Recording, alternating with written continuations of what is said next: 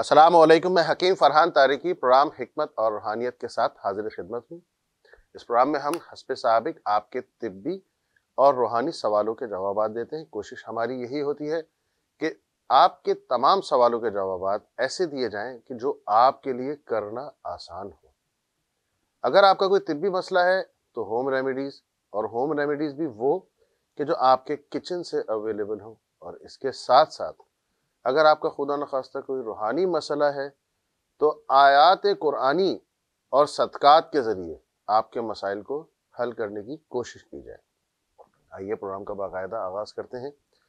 इससे पहले मैं एक बात आपकी खिदमत में अर्ज करना चाहूँगा कि मेरे पीर मुर्शिद सूफ़ी हकीम तारिक अहमद जहांगीरी साहब ने इरशाद फरमाया कि बेटा, दुनिया तुम्हारे जाहिर को देखती है और रब तुम्हारे बातिन को देखता है। ये फ्रंट हैंड और बैक हैंड वाली बात है। अब मिसाल के तौर पर हमने किसी शख्स की मदद की तो लोगों ने देखा कि नहीं यार, ये बहुत अच्छा आदमी है, इसने इसको पैसे दिए या इसका ये मसला हल करा या इसकी मुआवनत की। ये एक जाहिरी बात है।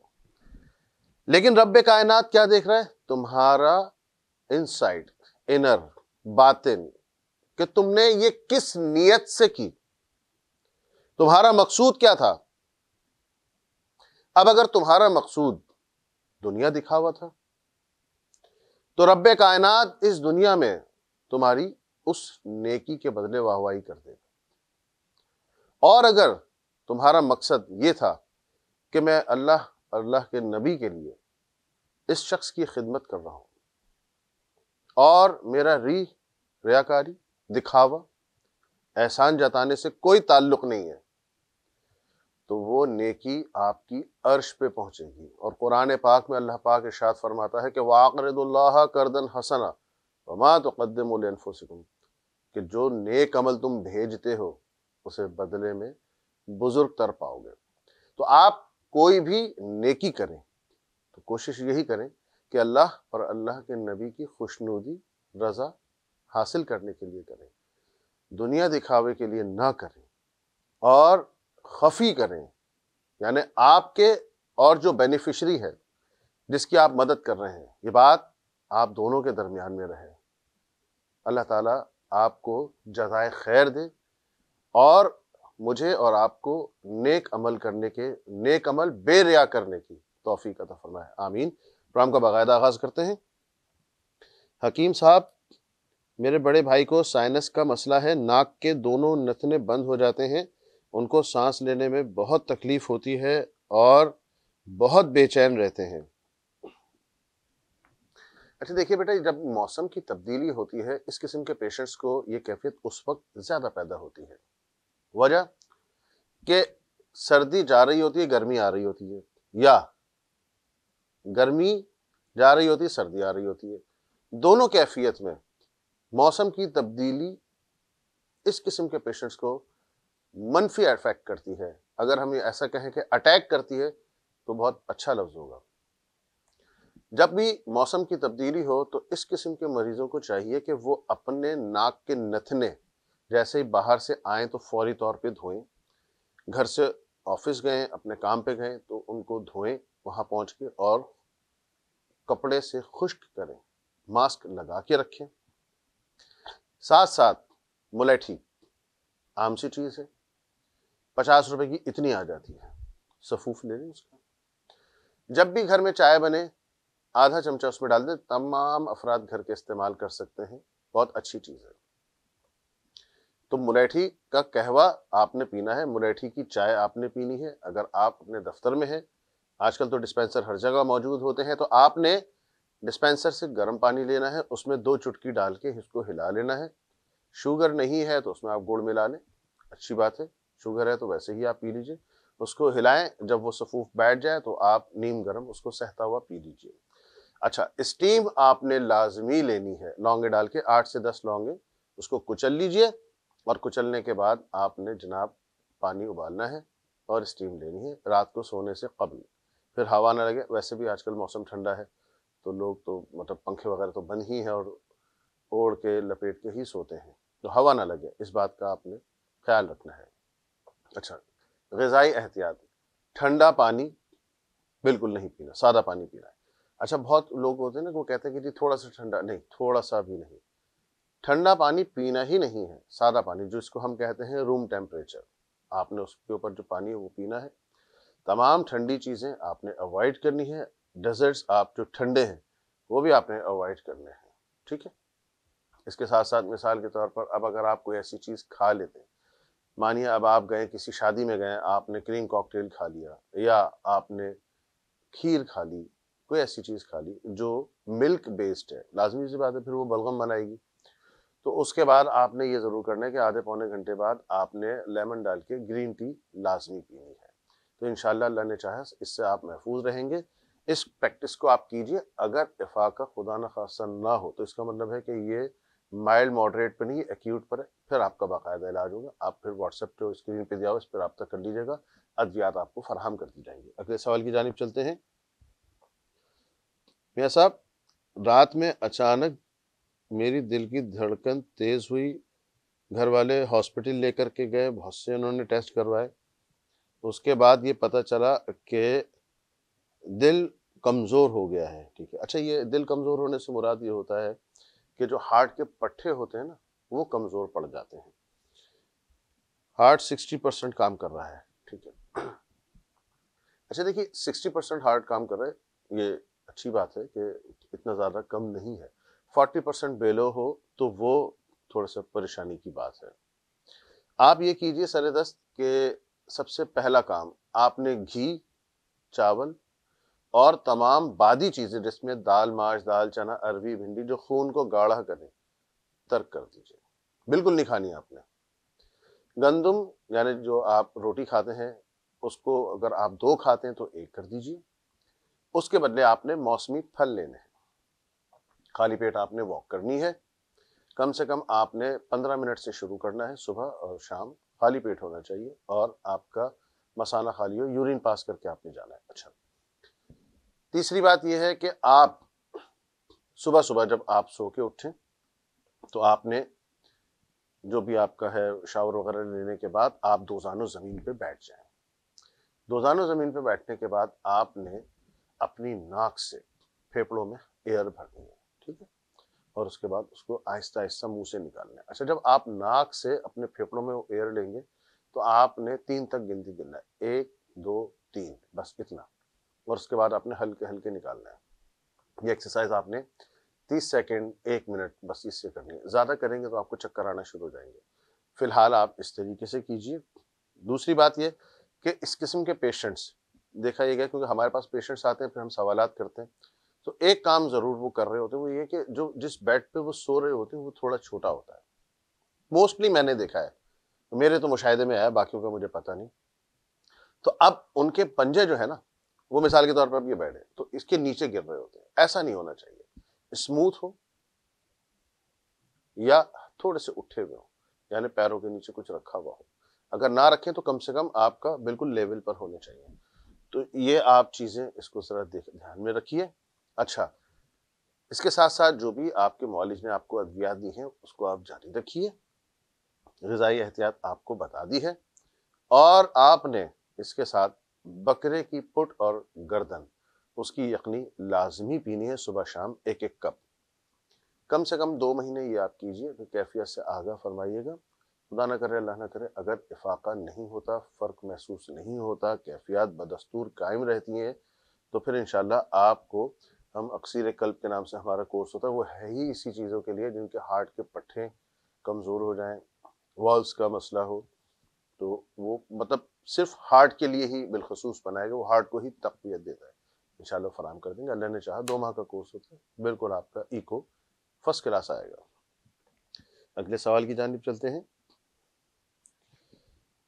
मियाँ साहब, मेरी ज़ौजा में खून की बहुत कमी है, शदीद एनीमिक है और इनका पूरा जिस्म फूला हुआ है, चेहरा भी सूजा हुआ है।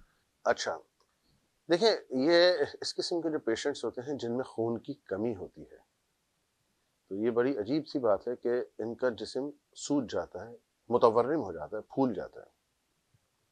अच्छा, फिर लोग कहते भी हैं कि तुम तो मोटी लग रही हो, तुम में खून की कमी कहां से आ गई? नहीं, वो सूजन है, वर्म है, जिसकी वजह से जिस्म फूला हुआ होता है। अगर आप उसको इस तरीके से हाथ को पकड़ा आपने, जैसे बाजू को ऐसे, तो आपको लगेगा जैसे आपने कोई बलून पकड़ा है।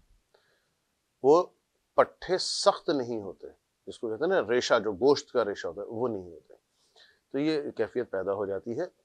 इस किस्म के मरीजों को, बच्चियों को ये चाहिए कि वो बकरे की कलेजी दोपहर में कम से कम 100 ग्राम इस्तेमाल करें। कच्ची पक्की होनी चाहिए, थोड़ा अजीब सा लगेगा टेस्ट में, आप काली मिर्च हल्की सी डाल लीजिएगा, लेकिन यह है कि आप फुल फ्राई जो होती है या फुल भुनी हुई वो नहीं होनी चाहिए, कच्ची पक्की ये आप खाइए। इसके साथ साथ आप सुबह में कोशिश करें कि अगर बकरी का दूध मिल जाए तो 1 कप आपने लाजमी लेना है। ये आप 1 महीना इस्तेमाल करें, फिर आप अपना एचबी चेक कराइएगा। अल्लाह ने चाहा तो बहुत इफाका होगा इंशाल्लाह। हाँ, अगर कोई और मसला हुआ तो वो एक अलग बात है, वो फिर एग्जामिन कर लिया जाएगा, अल्लाह ना करे अगर आपका एचबी नहीं बढ़ता। अच्छा, प्रोग्राम में एक मुख्तसर से ब्रेक का वक्त हुआ चाहता है, मुख्तसर के ब्रेक के बाद दोबारा हाजिर होते हैं।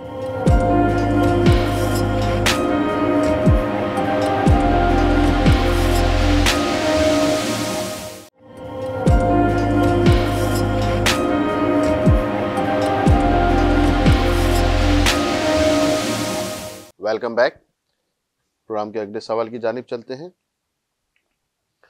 मियाँ साहब, मेरे वालिद की उम्र 49 साल है और इनको कब्ज रहता है, इन्हें 4-4 दिन हाजत नहीं होती। अच्छा, आंतें जब अपने अफाल सुस्ती से अंजाम दें, इसके साथ साथ मैदा सुस्त रवि का शिकार हो, तब ये कैफियत पैदा होती है। कोई ऐसी बात नहीं है, कतन परेशान होने की जरूरत नहीं है। इनको एक तो थोड़े दिनों तक नरम ग़िज़ाएं दीजिए, गंदुम बंद कर दें, रोटी नहीं खाएंगे। और अगर इन्होंने रोटी खानी भी है ना, तो फिर इस तरीके से खाएंगे कि एक बाउल उसमें शोरबा और उसमें रोटी चूर के थोड़ी देर छोड़ दीजिए ताकि वो नरम पड़ जाए, और फिर उसको सही से चबा के खा लें, पहला। दूसरी बात ये है कि ये दलिया या खिचड़ी, पतली खिचड़ी बनती है ना, एक तो हार्ड होती है, एक नरम खिचड़ी भी बनती है, वो जीरे पुदीने की चटनी के साथ इस्तेमाल करें। इंशाअल्लाह अल्लाह ने चाहा तो इससे भी इनको बहुत फर्क पड़ेगा। नुस्खा मैं आपकी खिदमत में अर्ज किए देता हूँ। हंजल तुम्बा, ये ले लीजिए। तुम्बे को आपने लेना है, उसको साफ कर लेना, क्योंकि उसमें मट्टी लगी हुई होती है, बाहर रखा हुआ था पंसारों ने। साफ करके उसको ग्राइंड कर लें, सफूफ बना लें। एक चुटकी रात को सोने से पहले, आधा घंटा पहले ले लीजिए, सादे पानी से। उसके बाद कुछ खाना पीना नहीं है। इंशाअल्लाह अल्लाह ने चाहा तो ये मसला हल हो जाएगा। अच्छा, अगर आप मिसाल के तौर पर 1 तारीख को एक चुटकी लेते हैं, तो नेक्स्ट डे आपको 2 मोशंस होंगे। 2 तारीख को फिर आपने सोते वक्त एक चुटकी ली, तो आपको उसके बाद एक मोशन होगा। जैसे जैसे आपकी आंतों से फुजला निकलता जाएगा, वैसे वैसे मोशन की क्वांटिटी कम होती चली जाएगी, जो नंबर ऑफ मोशन है वो कम हो जाएंगे। तो ये जब आप ये देखें कि आपने सफूफ खाया और आपको बिल्कुल पॉटी जैसे आपको पहले नॉर्मल होती थी, 24 घंटे में एक बार वैसी हो रही, दैट मीन्स कि अब आपकी आंतें बिल्कुल क्लियर हो गई, उसमें किसी किस्म का फुजला जमा नहीं है, कब्ज की कैफियत नहीं है। लेकिन जब आप महसूस करें कि आपको कब्ज की कैफियत है, तो रात को सोते वक्त एक चुटकी खा लें, कोई ऐसी बात नहीं है, इसका कोई साइड इफेक्ट नहीं है। अगले सवाल की जानिब चलते हैं। मियाँ साहब, हमारा 2nd फ्लोर का मकान है, मकान किराए का है। रात में अचानक घर से गोबर की बू आती है और बहुत शदीद आती है, और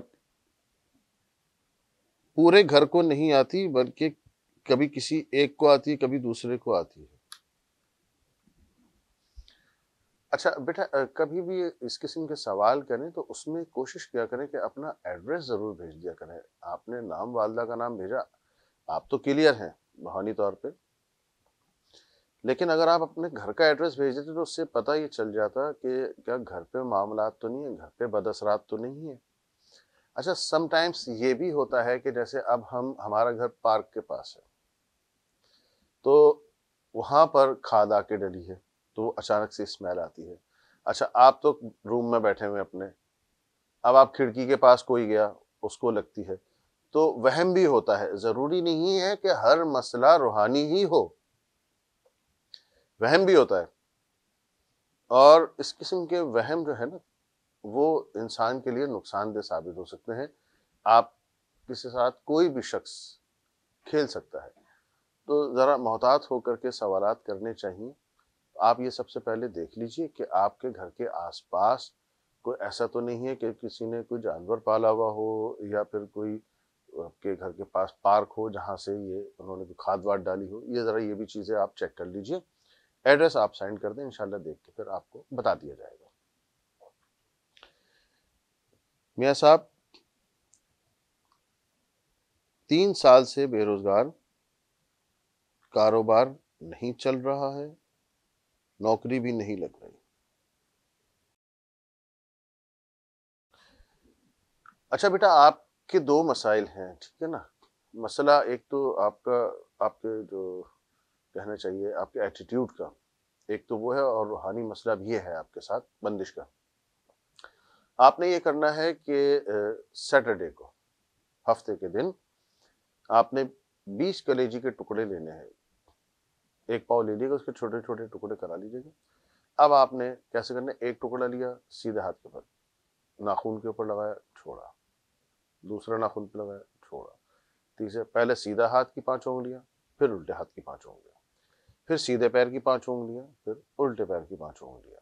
ठीक है, ये मर्द के लिए है, औरत का अलग होता है।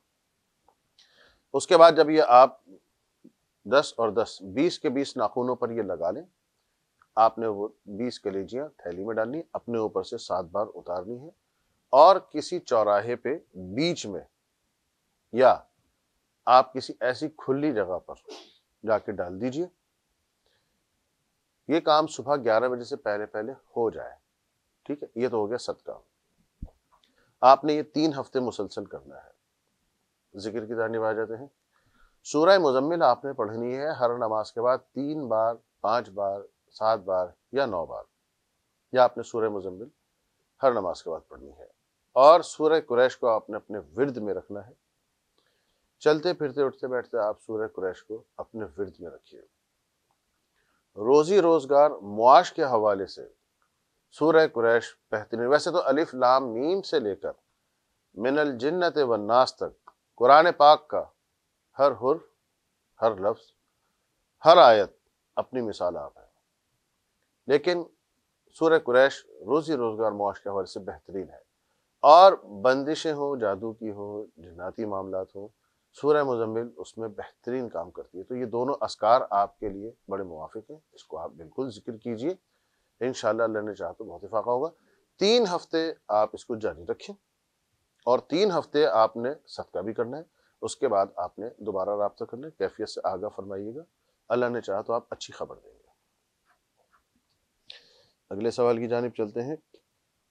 मियाँ साहब मेरी उम्र 29 साल है, रिश्ते आते हैं, देखते हैं, चले जाते हैं, लेकिन बात आगे नहीं बढ़ती। अच्छा, रिश्तों के हवाले से या अजीज़ो या करीमो, इसकी अवामी इजाज़त है। रिश्तों के लिए मर्द हो, औरत, यानी लड़का हो या लड़की हो, किसी का भी रिश्ते का मसला हो, नहीं हो रहा हो, या अजीज़ो या करीमो 300 मरतबा पढ़ना है, और 90 दिन का ये अमल है। इसमें ख़वातीन जारी रखेंगी अपने अमल को, उसमें उन्होंने नागन नहीं करना है। अच्छा, अगर मिसाल के तौर पर एक बच्ची है, वो तो पढ़ रही है, उसके वालिद भी पढ़ सकते हैं, उस बच्ची के रिश्ते के लिए वालिदा भी पढ़ सकती है, और उस बच्ची के बालिग बहन भाई भी उसके लिए पढ़ सकते हैं। तो ये कलेक्टिव जिक्र हो जाएगा। एक आदमी दुआ कर रहा है, वो अपने लिए कर रहा है, लेकिन उसके वालिदैन माँ बाप दुआ कर रहे हैं, 2 और लोग आ गए, अब बहन भाई कर रहे हैं, तो वो 5, 6, 8 लोग जो भी हैं। अच्छा, आप अपने रिश्तेदारों को भी कह सकते हैं, लेकिन ये करीब की बात है, 90 दिन की पाबंदी होती है, तो आपके बहन भाई भी पढ़ सकते हैं आपके लिए, और वालिदैन भी पढ़ सकते हैं, और आप खुद भी पढ़ें। तो इंशाअल्लाह अल्लाह ने चाहा तो इससे बहुत फ़र्क पड़ता है, और अच्छा अल्लाह के फजल से रिश्ता आपको मिलेगा। ये जल्दी काम हो जाता है, लेकिन आपने 90 दिन पूरे करने हैं, ठीक है ना, ताकि वो रिश्ता होने के बाद भी कायम रहे। क्योंकि समटाइम ये भी होता है कि रिश्ता हो गया, बात हो गई, मुंह मीठा कर दिया, 15 दिन बाद वो जनाब खुदा न खास्ता मना कर गए, तो आपने उसको जारी रखना है।